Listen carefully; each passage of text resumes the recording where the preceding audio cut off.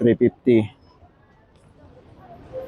400, 410, at 90 cents. Yun mga kaibigan, dito pa lang ngayon ako sa Costco Heritage na matatagpo lang dito sa Calgary, Alberta, Canada. So update ko lang mga kaibigan sa mga CIBC Costco Mastercard. Ayan. Ngayong araw pala mga kaibigan is January 23 at pwede na nyong i-redeem yung cashback gift certificate nyo dito sa Costco.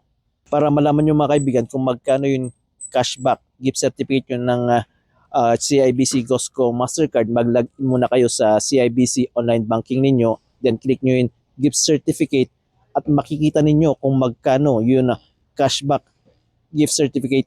Para ma-redeem ko siya mga kaibigan, I need to purchase any amount. Then pagdating ko sa checkout, papakita ko sa cashier yung gift certificate gamit itong phone ko para sa ganun ma-scan nila yung code at i-deduct na lang nila kung magkano man yung purchase ko from my cashback reward.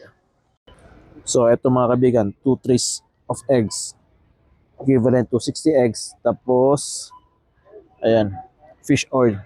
Kaya pupunta na ako sa counter para pumila, bayaran at makuha ko na rin yung remaining ng cashback ko. Yun nga lang, medyo mahabang pila mga kaibigan. So ang nangyari mga kaibigan, yung itlog at yung fish oil, binayaran ko na siya ng buo. Ayan. Dahil nga nagka-problema nung in-scan nila yung code ng gift certificate ko. So pinunta ko sa isang cashier, binigay sa akin buo na 400. Ayan, 50.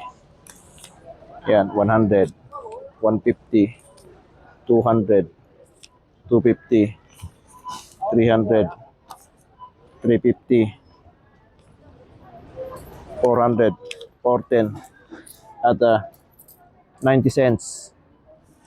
Kaya ano pang hinihintay nyo mga kaibigan, i-redeem na ninyo yung gift certificate ninyo ng CIBC Costco Mastercard. So yun lang mga kaibigan, thank you for watching.